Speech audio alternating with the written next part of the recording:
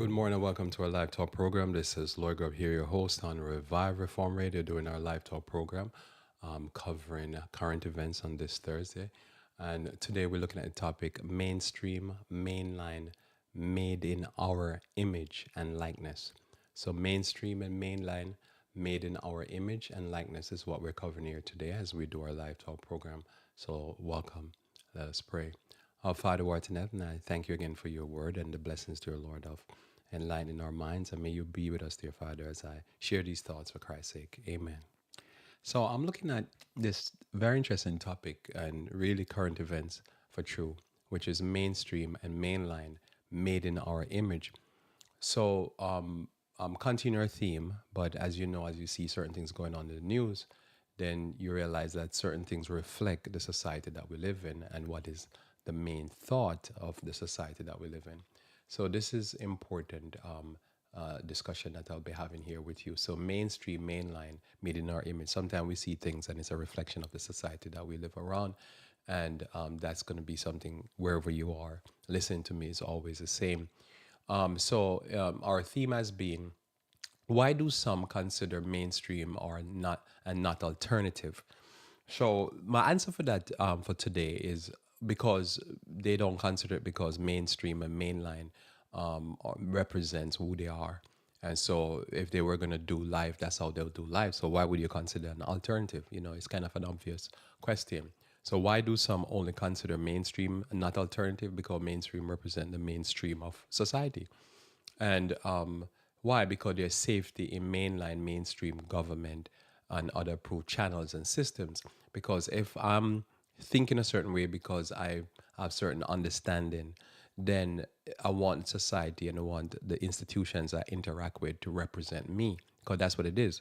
As you know, it's a government by the people for the people. So somebody said, what if the government running a chaotic system? Then probably you say, well, it is still a government by the people and for the people. It is always to me a government by the people and for the people to a certain point. Somebody could say a corrupt leader could come in and change certain cultural norms. True. And then after a while, the cultural norm that the corrupt leader came in and changed become the culture. And then it's now really a government by the people for the people. So that's why I really believe that we tend to approve because that's our mindset. And if our mindset changes, then the government can change. Notice here, or the system or the institution or the church. So what makes a person a child or head of these systems, or how they become? Because let's say either something changed in the culture and then whoever accept those norms become the leader of the system, or the system represent the people, so the people become a child of the system because they're really just, it's a mirror of the people. So this is our society, and this is any society you live in. And I'm going to talk about various different societies, since I've only lived in three societies. And so I can say from the three societies I've lived in that that's how I come to understand like a concept of a government by the people. You live amongst the people, then you see how the government function. Then you kind of understand, well, they're mirroring or bouncing off each other. Our main text has been in John chapter 7, verse 5 through 8. John chapter 7, verse 5 through 8. And it says, for neither did his brethren believe in him. Then Jesus said unto them, my time is not yet come, but your time is always ready. So Christ bucked the system. And I'm going to talk about some things, and I'm going to go into some of the texts I've been using all week and show you that why Christ was not always, his time would not always be, is because he bucked the system. He was not the main line. He was telling the main line that what you need to do is change, else you're gonna run into problems. What is normal in the main line, like devouring widow's house. Just think about it. You for pretense and prayer devour widow house, and nobody bat an eye. And then Christ come and say, you need to stop that, and they kill them for it. So that tells you that he was embedded in the people, and that the majority of the people, this is how they thought society, church should run, and society should run, because it was both church and society. And so Christ was not part of the norm. So why people sometimes, I believe, don't accept alternatives, because in their mind, that's the only way things should be done. So you see the news and what's going on in the news. Probably you woke up, or if you were up late last night, you see that there's a mass shooting. But the question is, why this here? Why is it always here? and you realize it's a government by the people for the people, and institutions by the people for the people. The people think a certain way, so certain things are allowed, and that's just what it is. And what I'm talking about allowed, and I go straight there. This is not going to be my main point, so I can take it off my discussion immediately. It's not very difficult. You have a person that is being committed. So far, the information is it could change as things go along, but so far it's been committed to 2 weeks of mental health, mental institution, 2 weeks of mental institution commitment or committed, and then hearing voices. So it's a government by the people for the people. This shouldn't have ever happened. I would not want to be able to hearing voices, because I've ever thought about it that when people hear voices, they never hear voices that they should go volunteer at the local whatever and help the children or something like that. And if they do that, they're gonna go there to do damage. Why people always hear voices and it's never help the poor and take care of those who are strangers and the widows and the fatherless. It's always hearing voices to do crazy stuff. At least for the most part, because those are the ones that make the news. Probably people hear voice and hear beautiful things, So it is strange, but again, why is that allowed by the institutions of the country? That forget about anything to do with gun ownership and stuff like that. A person that's hearing voices and committed 2 weeks to a mental institution is not a scary movie. Why do they allow that? It's the institution, it's the people, it's a government by the people for the people. Segue back to what I'm saying. So notice here. So your time is, you can interact with them because you think like them. Basically, Christ is saying to his disciples. And so you're comfortable. And that's why Mainline can feel comfortable to a person, because it represents them. And they're comfortable with it. And any change could seem very, scary, because that's who they are. Notice here, the world cannot hate you, but me it hate, because I testify of it that the works thereof are evil. So what I've noticed over the years is that depending on the society you live in, one thing could be a norm in a society that could be an abomination in another society. So the institutions now of the society, government, churches, whatever, will reflect that norm, because it's mainstream, mainline, made in our image. And we could be comfortable with a norm, a normalcy, something that's just viewed as nothing wrong with that, right? And yet in another society, they'll be like, no, we don't do life like that. And the people live under that situation and they think, okay, that's fine. While another person would think that's tyranny, right? That's terrible. Why? Because it's the norms. And so what could be normal to you could be abnormal to somebody else. And I'll give you some examples as I go along. And so you can look at a person, and so I keep going. So the world cannot hate you because it hated, but me it hated, because I testify of it. Notice it translation renders this the world. In other words, if Christ went to at that point, if he went to Peru, I'm just using Peru as an example. I don't know. I don't think I know anybody from Peru. And he went to Peru, to the country of Peru, and he went there. It would be the same problem. He would look at the norms in the society, and he would say this is immoral, and he testify against it. They would hate him. In other words, it's not just a situation with the Jewish people he's talking about here. It's just anywhere you go in the world, what could be accepted as normal behavior, be like, nah, that's not normal. That's terrible. So notice here, go ye up unto this feast. I go not up yet unto this feast, for my time is not yet full come. Because when he goes, they're going to try to kill him. Why? Because he is the opposite of the norm. So this is why I've realized over the years, I could be saying something that in my mind is reasonable. In somebody else's mind, that would be abhorrent, terrible. What? Because it goes against what is normal. Because they're in a culture, and the culture represents something as normal. And then something as different, they said that extreme. So like in a lot of the Eastern countries, they'll have votes. They'll vote, but it's one party system. So I remember I was listening to somebody and they say, well, in America, they say you can change your politician, but you can't change the policy. But in the West, we can change. we can't change our leaders, but we can change in the East. Sorry, we can't change our leaders, but we can change the policy, something like that. So it's like, like they say when I was growing up, you swap a black dog for a monkey. Two of them said black. You just switching out something from one black thing to another, something like that. They say. I don't know if that's a terrible thing. So I just that's what they say. So you have a society that here in the West they'll say they're bad and it's autocracy against democracy. That's the fight in the world. And over there in the East they say, well, your policy doesn't change. You just change your leaders. You bring in you have President Bush and you have President Obama. Two different ideology, two different human beings, two different walk of life, but the policy never change. You still have the policy. The wars just continue and certain things continue, and there might be because one pushed this narrative like Bush was against genetic engineering, chimeric experiment, so they sent it abroad. Obama comes in and he said, well, we don't want to do embargo against Cuba. We want to do some of these different things. But the general policy of the government considered the same.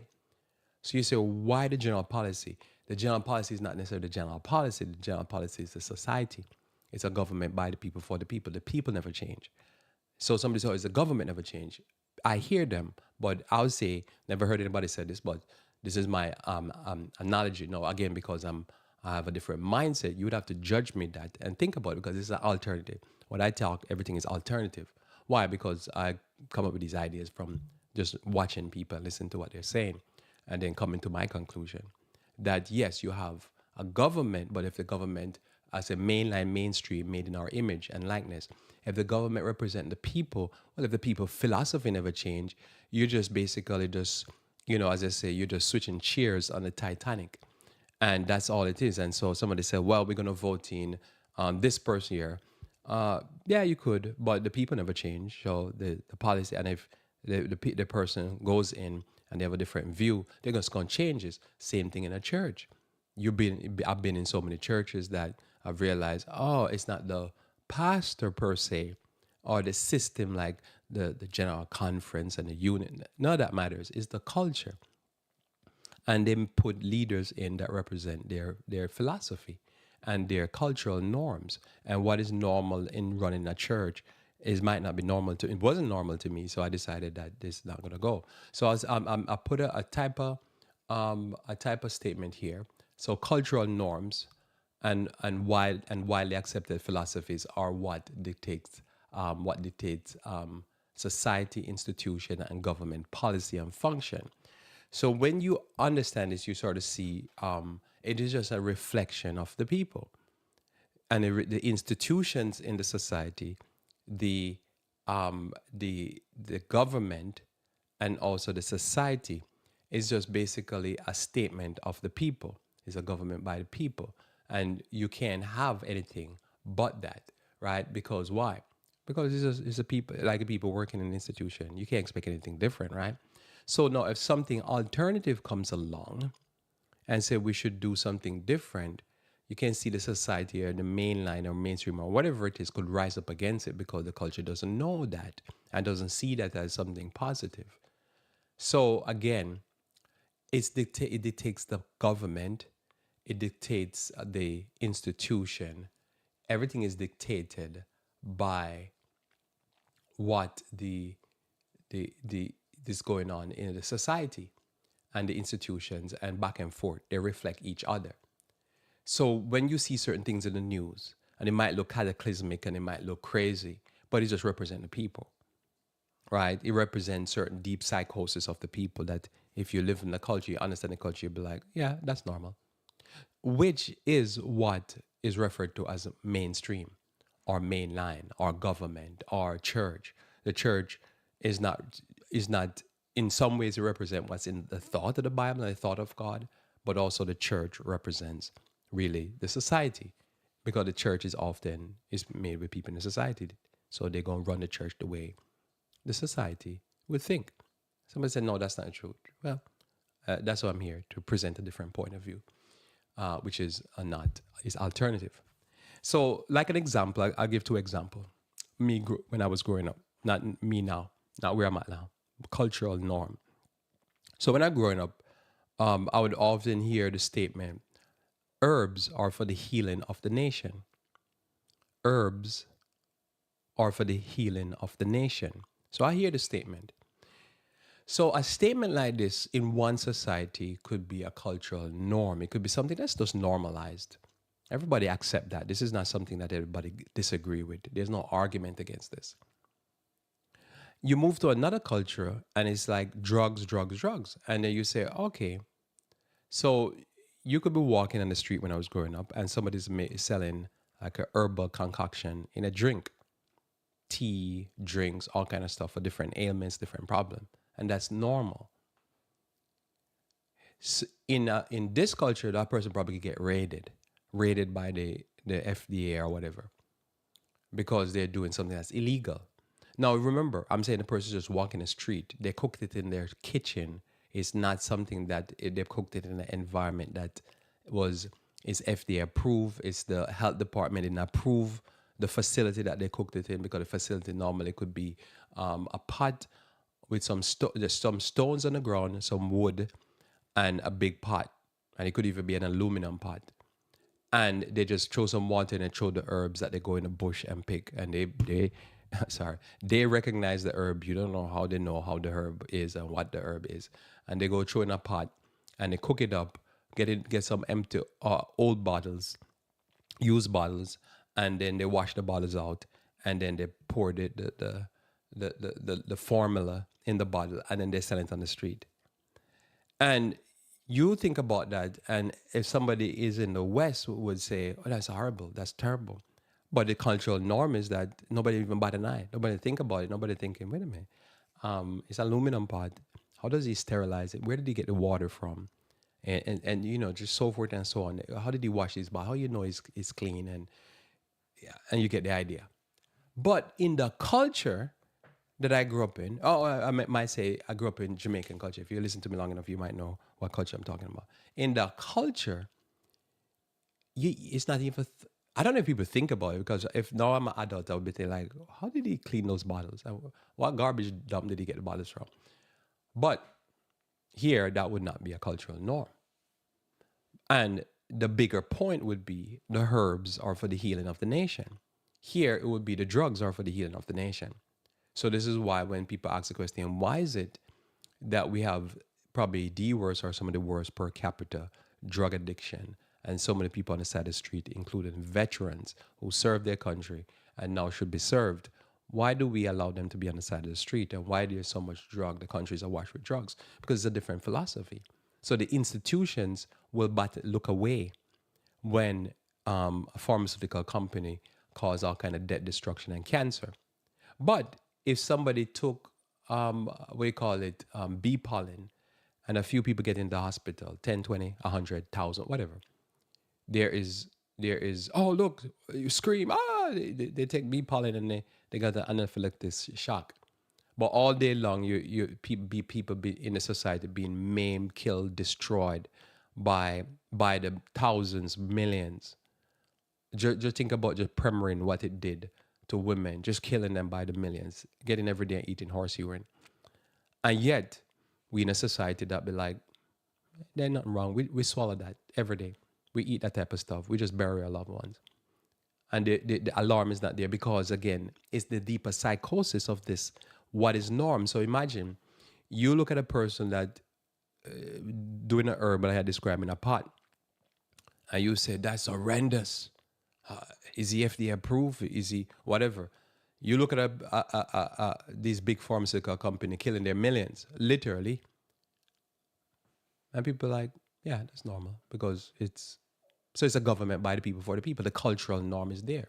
So the person doesn't think about alternative. So alternative to me now is, I would think the government now should put up like when I was growing up now, I would say back to where I'm going. Because where I'm living now in a different culture where there's norms, I would say the government probably should support a program where the people who are doing that type of product and services could be able to get professional help, do incubators where they could have a facility that they can go make their stuff. They could buy fresh bottles, so forth, and you give them the benefit or whatever. So you could make them into a business. And you could have it that the sanitation people could go and certify that what they're doing is sanitary and clean, so you don't have people getting sick from what they're doing.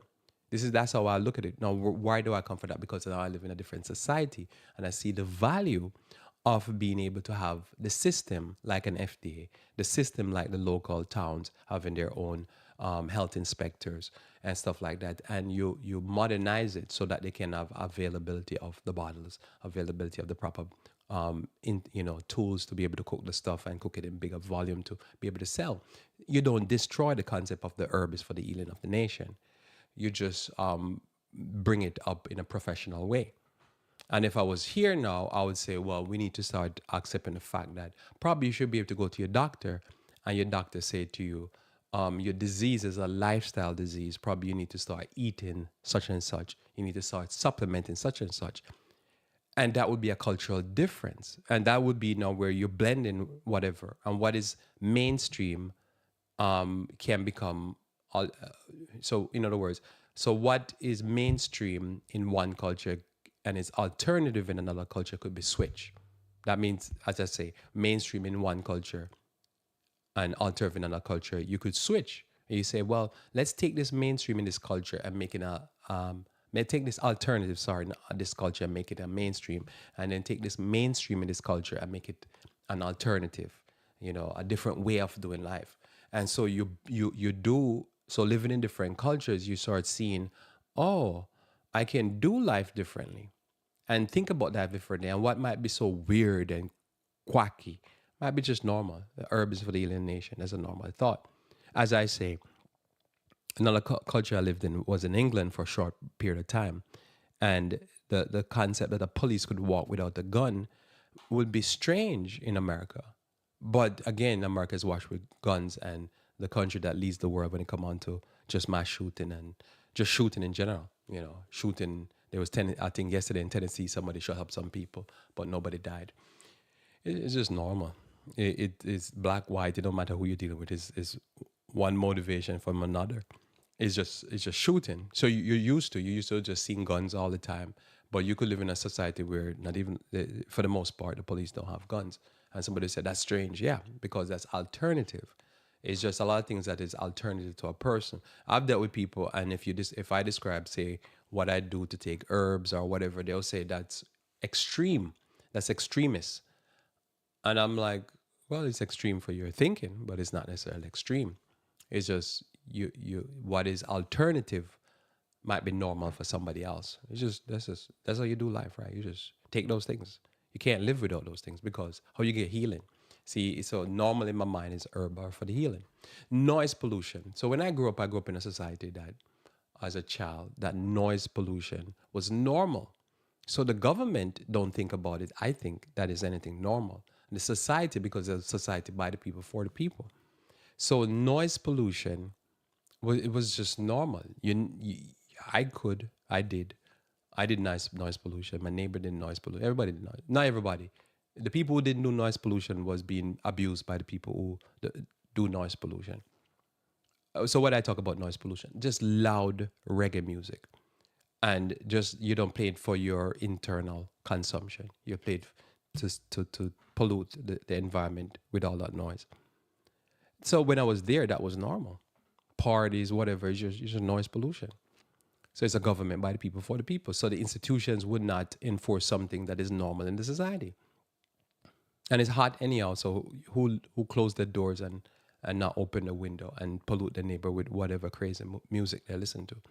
Well, I now live in a society that noise pollution is not normal. So because I live in a society with pollution not normal, now my brain become rewired that if I go on vacation somewhere and I hear noise, I'm like, wow, that's strange, because every day is silent. And there are days that, a few days of the year, I hear somebody polluting the society with noise. But cars don't go by polluting the society. I mean, even in the summer where I live. I mean, where I live is not densely populated. But sometime I'll get up, I think it was Tuesday, and it was like for, I don't know, an hour. It was just gunshots going off for like that hour. I was thinking, man, it's a lot of bullets they're expending. Because, you hear it for 15 minutes, you think, okay, they're going to stop firing. And then it just keep going on, just shots after shots after shots.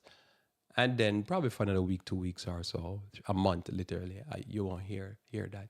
And then I guess they build up their stockpile, and then they just start firing, and they fire at trees, or I don't think it's deers because the deers will be filled with bullets.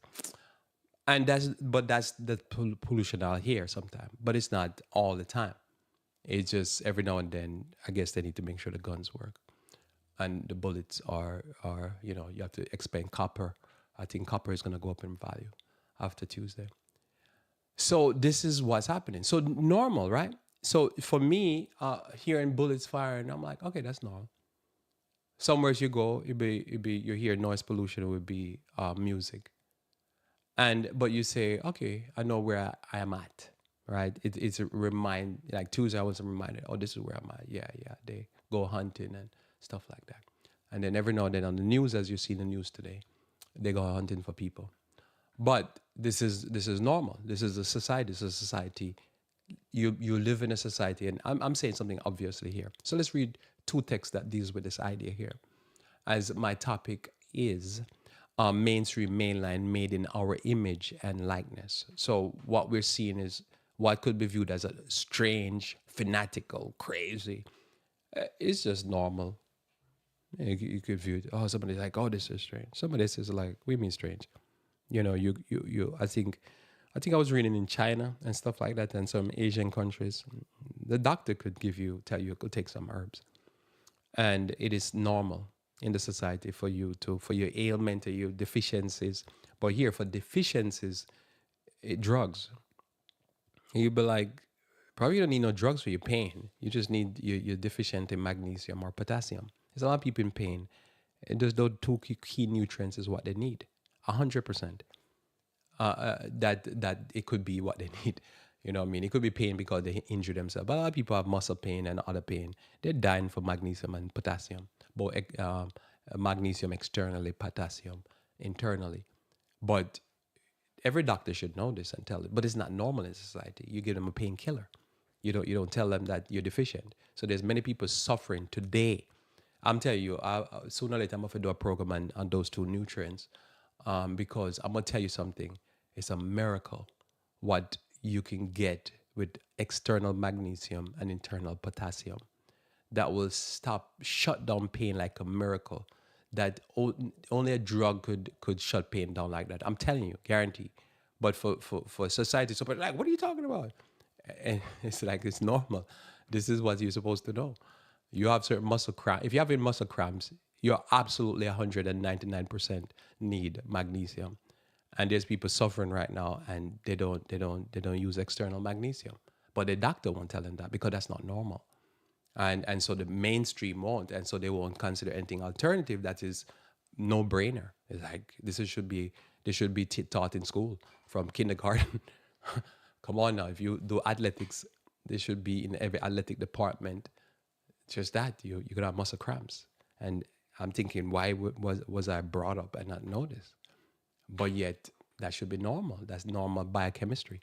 So Genesis chapter 1, verse 26 through 20 and 27, it says, and God says, let us make man in our image, after our likeness, and let them have dominion. So the dominion is secondary to the first statement, which is make man in our likeness. So if you have dominion without the likeness of God, it's going to be brutal. Because what it is, when you see, like as an example, when you see certain domestic policies or foreign policies of any nation, it's really represent the people, because a government by the people for the people. And they're running things, the dominion, based upon their likeness. And their likeness does not reflect God's likeness. So we're going to have problems. So let us make man in our image and our likeness, and let them have dominion over the fish of the sea, and over the fowls of the air, and over the cattle, and over all the earth, and over every creeping thing that creepeth upon the earth. So God created man in his own image. In the image of God created he him, male and female created he them. So notice, as certain norms become changed in a society, then the results are seen.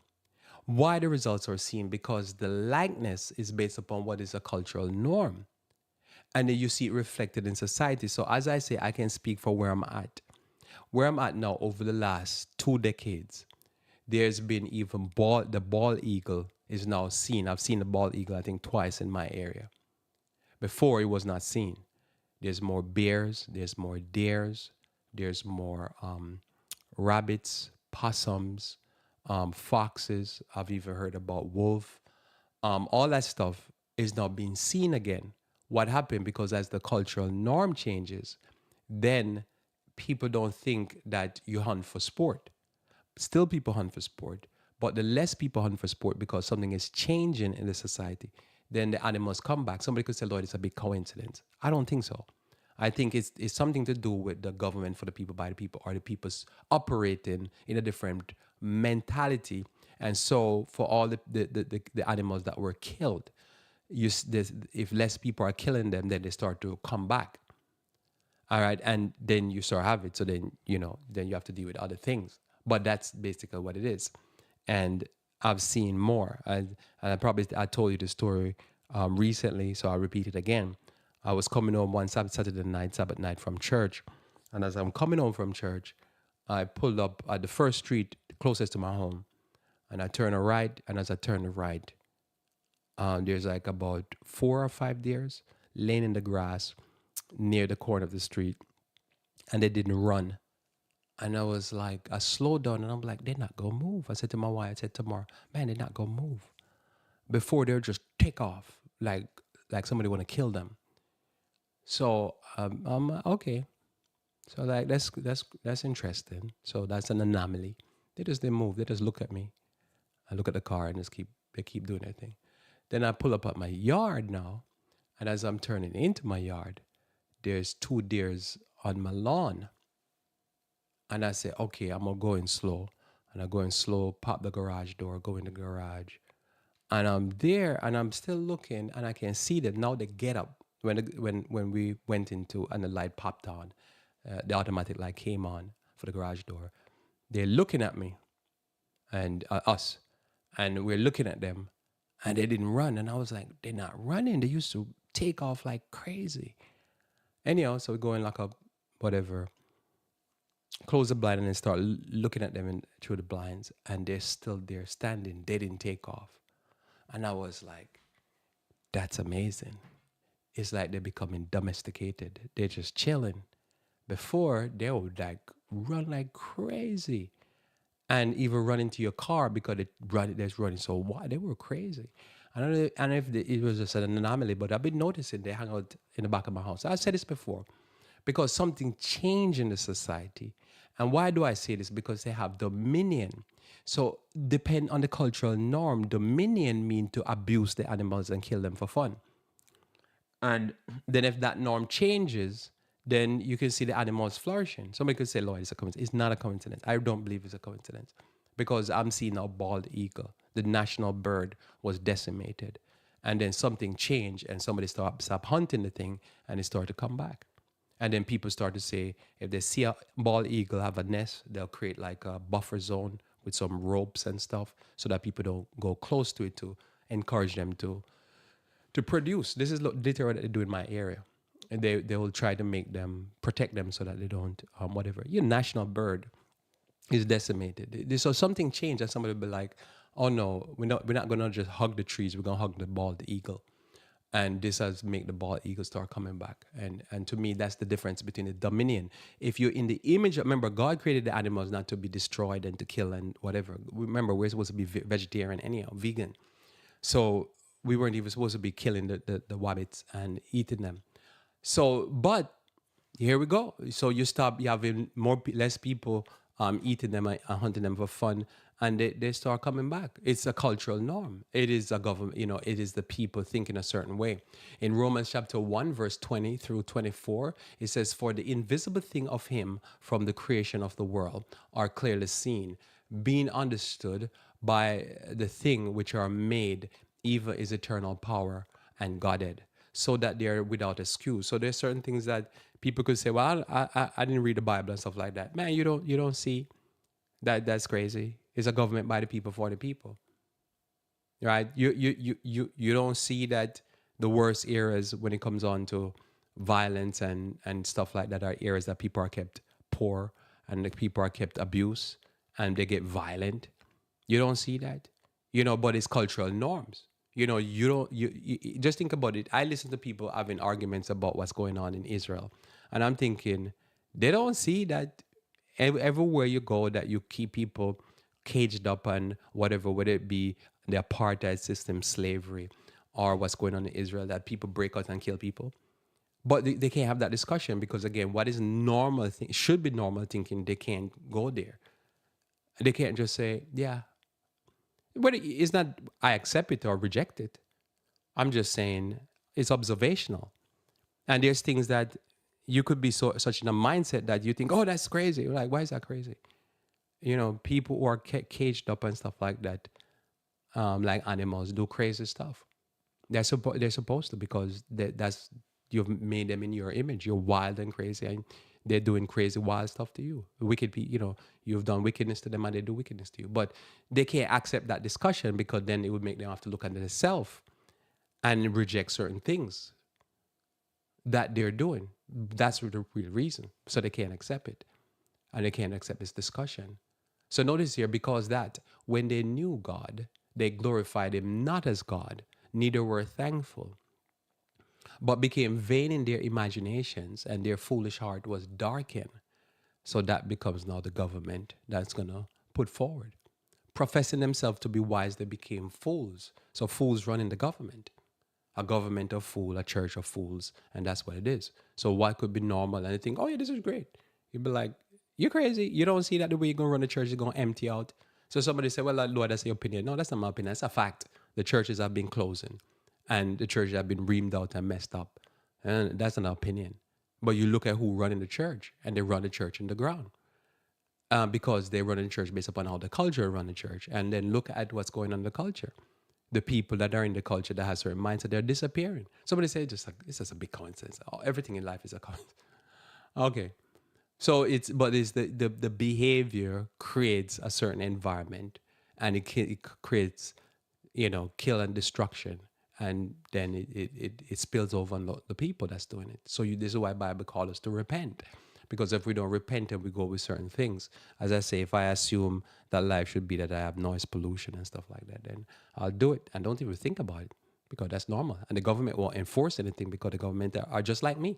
The people in the government think crazy like me. So, hey, there's nothing wrong with that. Okay. So prophets themselves to be wise, they became fools and changed the glory of the uncorruptible God into an image made like corruptible man, to birds and four-footed beasts and creeping things. So their mind corrupt, they start to see God as that way. When our minds get changed, we start to see God and see our dominion as a different way. So it's a people that accept certain things as norm and see other things as crazy and fanatical, that they allow certain things. Why? Because that's the people. So then we suffer our own consequences. So wherefore, God also gave them up to uncleanness through the lust of their own hearts, to dishonor their bodies between themselves. So it's amongst themselves. Because if I'm thinking perverted thoughts and I'm thinking crazy thoughts, well, if I have somebody that's thinking the same way with me, then we can just go to town, so to speak. Because I'm nuts and they're nuts, and two nutty people meet each other, man, it's gonna be great, right? So again, you have where there's a war. Come on now, where there's a war, who's gonna be there? Death, destruction, and no peace. Just bomb them, kill them, and then it gets spilled over into the society because it's a government, it's a society by the people for the people. So it's just normal. It's just sooner or later, you get caught up into that. But this is the environment we live in. It's pew pew pew. And that's what it is. And it's pew, pew, pew. And abroad, it's just, oh, yeah, we always have an enemy to fight. Like, why? But that's the society. And it's normal. And if you say it, it's like it's an abominable, because they have not thought about that you don't have to live this way, that there's other people in the world live a different way. So notice here in 1 Kings chapter 18, verse 15 through 19. 1 Kings chapter 18, verse 15 through 19. Now, I read this before you get, but this is what I want you to think about.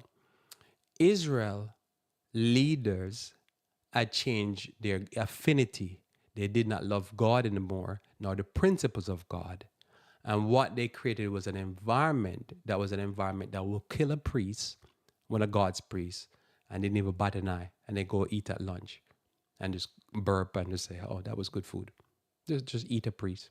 It became normal. They would sacrifice their children to idols. They weren't doing that before, but something changed in their philosophy. And what happened was they changed their behavior. And so now the government represent the people and the people represent the government. They're bouncing off each other. The rebellion had run its course and it was just death, mayhem, and destruction. And then God add to the mix.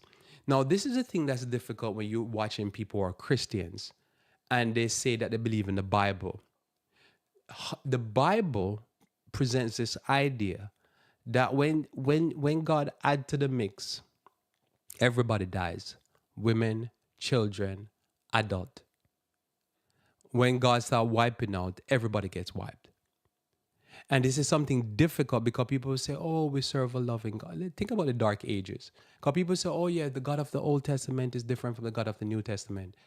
And then you say, Dark Ages. What are you talking about? It's been death and destruction ever since sin came into this world. And what are you talking about? You know, like you look at what's going on in the Middle East right now. Are they still in the Old Testament? Or are they in the Dark Ages? You pick your, as I said, pick your poison. So a lot of time people talking about the Bible. What Bible they talking? They don't even know the Bible they're talking about. All of Christ's disciples were murdered, including Christ. And the one that was murdered ended up in prison until he died as an old man. This is the Bible we're talking about. But this is not Bible, human history. To me, the Lord is harsh because of what sin does to human beings. It makes us harsh. And God has to deal with us in a way that oftentimes it don't even fix the problem. It just a pile on. So here, Jezebel and Ahab was doing this thing. And God said, I'm going to add to your mix. You're wicked. You're sacrificing kids. You're doing all this wicked thing. I'm going to start starving you guys. You're going to run out of food. And this is what happened. You're killing priests and prophet. But the people accepted it. I'm going to show you why the people accepted it here. But so it's normal. It became normal. Notice here, Elijah said, this is 1 Kings chapter 18, verse 15 through 19. And Elijah says, as the Lord of hosts liveth, whom I stand, I will surely shew myself unto him this day, to Ahab. So Obadiah went to meet Ahab and told him, and Ahab went to meet Elijah. And it came to pass when Ahab saw Elijah, that Ahab said unto him, art thou he that troubleth Israel? So this is the system. This is Mainline, which not supposed to be Mainline. Imagine, Elijah was supposed to be Mainline and Ahab was supposed to be off scouring of the earth. But Ahab now is running the system. He represents the Mainline. He represents, like in our system, the FDA and the FDIC and the feds and the executive branch, the all the branches of government, the judiciary, everything. That's what he represents. He's the head of the system. But he represents a system that's killing kids, sacrificing them. He represents a system that's serving Satan. He's literally Satanist at this point. He's gone. And he's looking at the man of God who's telling him to turn back to God as the person that's causing the trouble in Israel. See, so what can be cultural norm in a society can be totally wrong. And what can be something, a cultural norm in another society, can be something to view as something positive to accept. But alternative, as I say, could be something that could be not should be normal. As I say, you should say magnesium for muscle cramp should not be external magnesium for muscle cramp should not be alternative. Your doctor is supposed to say you need to do that, but that could be viewed as quackery. You see, this is a society we live in, but that's scientific. And that's another thing when people talk about scientific, that's madness, because all the time they will say scientific, and that means that there's no study on ginseng in the NIH website. In the NIH, you can go to the NIH website and you look, there's a whole bunch of scientific study of the effectiveness of a whole bunch of herbs. But you could say herb to a person and somebody say, oh, that's not scientific. Because in their mind, here's the thing. In their mind, science mean that for the most people, that thing science mean to them drugs and formulas and chemicals. But it is scientific that there are phytonutrients, and phytonutrients does cause changes in the body that are positive. It could be negative, right? But it's scientific. but you see there's a cultural norm. So Ahab said, are you troubled in Israel? And he answered and said, I have not troubled Israel, but thou and thy father's house. So a whole bunch of them. In that ye have forsaken the commandments of the Lord, and thou hast followed Baalim. Now therefore send and gather to me all Israel unto Mount Carmel, and the prophets of Baal 450, and the prophets of the grove 400, which eat at Jezebel's table. So you know the story. This is one of the more powerful worship services in the Bible. Now, how the worship service was conducted? Well, the worship service was conducted that Elijah, they meet with Elijah on Mount Carmel. On Mount Carmel, the prophets of Baal, prophets of the grove, and they say, call on fire, call fire down. Nothing happened with the prophets, the false prophets. Then Elijah called on fire. Fire consumed the thing that's to be sacrificed, burn up the altar, everything burn up. All right, that's what happened. Then to close off the worship service, their benediction, they chopped the head off of the prophets, the false prophets. Now that worship service was lit, wasn't it? That was the animal got burnt up and the prophets got sacrificed. Them people that sacrificing kids. All right. Hopefully you don't go to a worship service like that. But that's worship. People talk about worship. I won't worship God. Like that was one of the most biggest worship services in the Bible. And the worship service end by, instead of singing closing hymns, people get their head chopped off. So when we go to Micah chapter 23, so Ahab represent that system. And that system was normal for the people. Jezebel represent a system. But you could be in a society that wasn't normal, should never be normal. There's things that's going on in certain countries that you look at and you're thinking, they accept that? And you realize the people live like that and the people have that mindset. And the people are crazy. And they're doing stuff that is crazy that they'll never benefit. It'll just be death and destruction. But they think, oh, that's normal. And the government should approve that. Like wink, wink. Yeah, sure. The government should approve it. Matthew chapter 23, verse 11. Matthew 23, verse 11. And it says, but he that is greatest among you shall be your servant. So this could be a norm. Christ was saying this is supposed to be a norm. Dominion means to me that I'm supposed to do what is right for the animals. I'm supposed to do what is right for the people around me.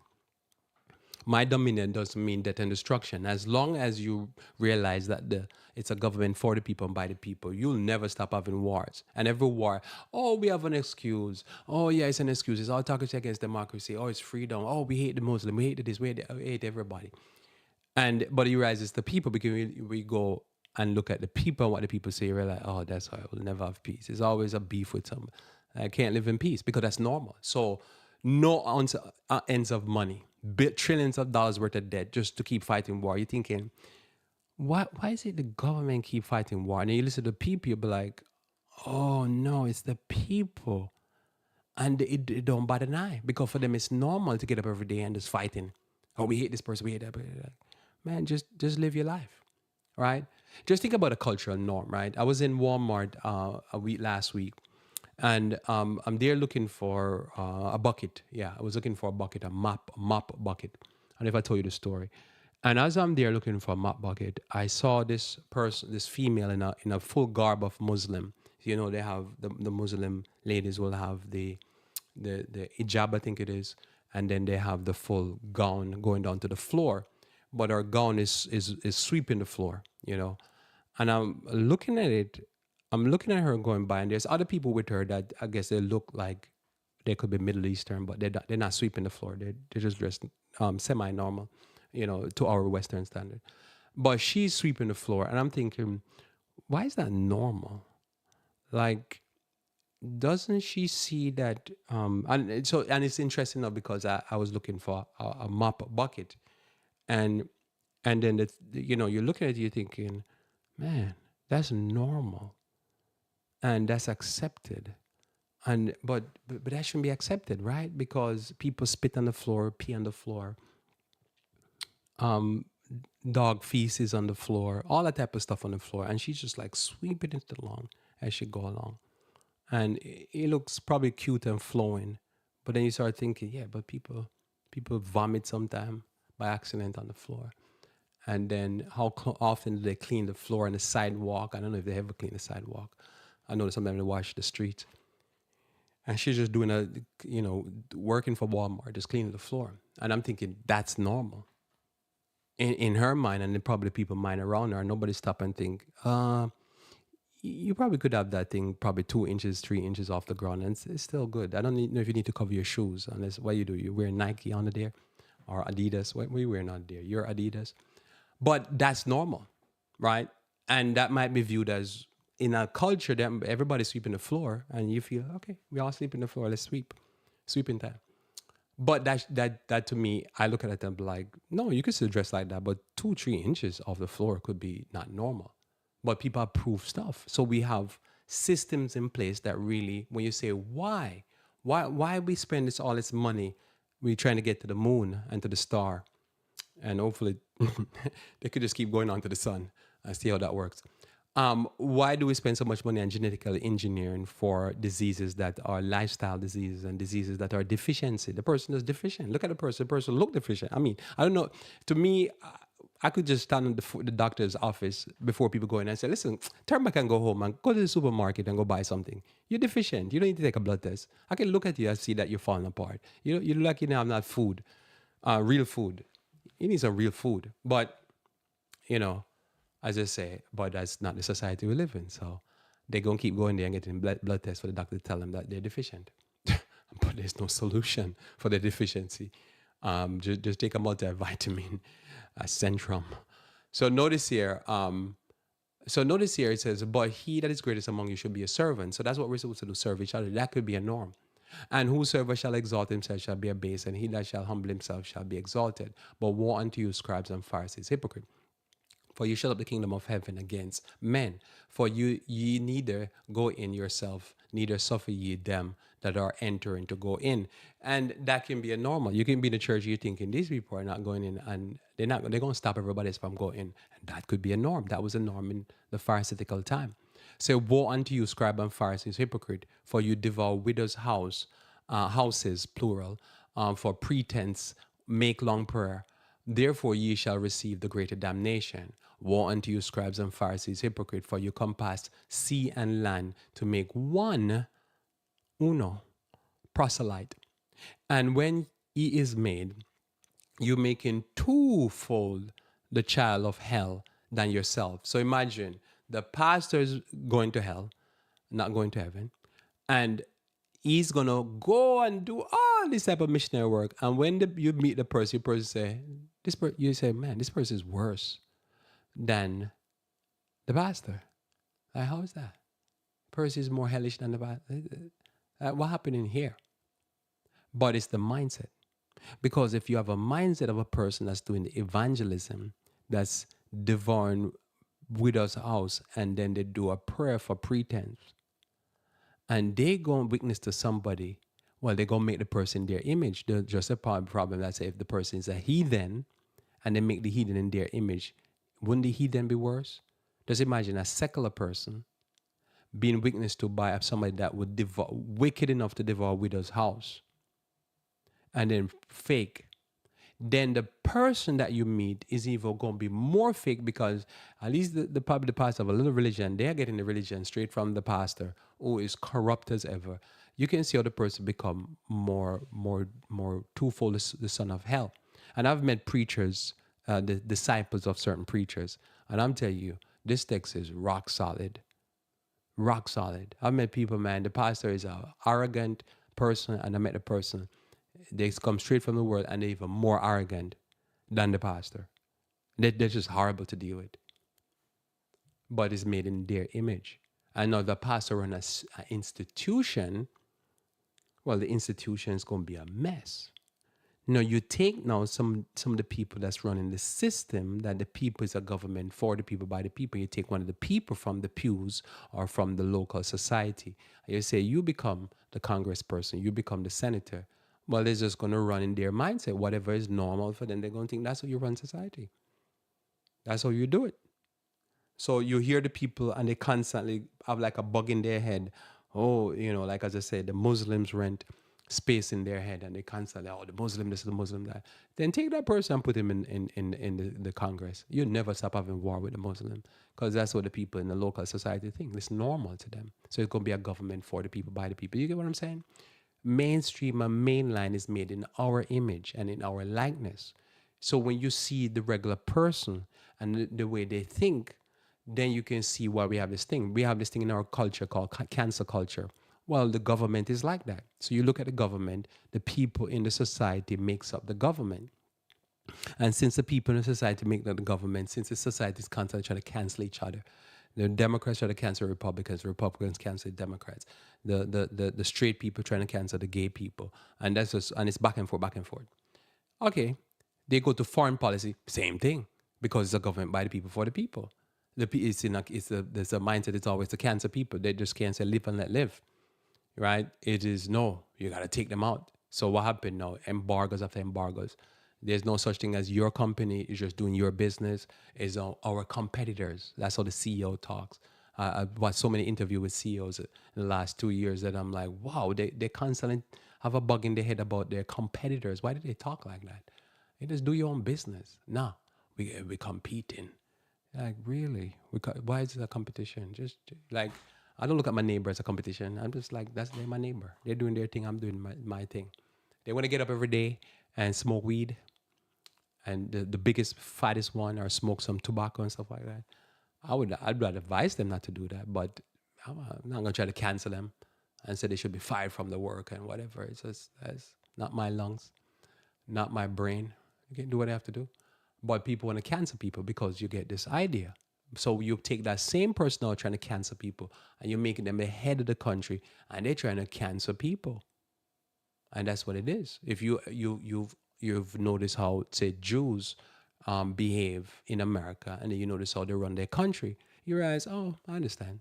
And the same thing with Muslim. I've heard Muslim people say that the Muslim religion is a religion of revenge. Well, Christ says our religion is a religion of turn the other cheek, go the extra mile, forgive your enemies, and love those who hate you. Different religion. We serve two different religions. Doesn't mean I want to cancel them. I just mean I observe and I've accepted that on my base point and my base case of life and religion is to try to practice the principle of him who I serve, which is to go the extra mile, turn the other cheek, do unto others as I like to do unto them, forgive my enemies, don't try to make people rent space in my head for free. And then what happened? I try to do life like that. And so if I was running government, for me, the herbs would be for the healing of the nation. I wouldn't ban drugs because I believe drugs have a use in certain cases, but I just wouldn't believe that says, herbs are for the, I would believe that herbs are for the healing of the nation. Same thing, I wouldn't try to be canceling people. I could not run a foreign policy of the country because I'll be like, no, we're going to cancel all these embargoes. Unless somebody's attacked us or stuff like that. Because I believe in death penalty, and I believe a death penalty could be instituted on a whole country. But if they don't attack us, I don't believe in war. I believe the war is for like a police. Your police is supposed to stop a killer.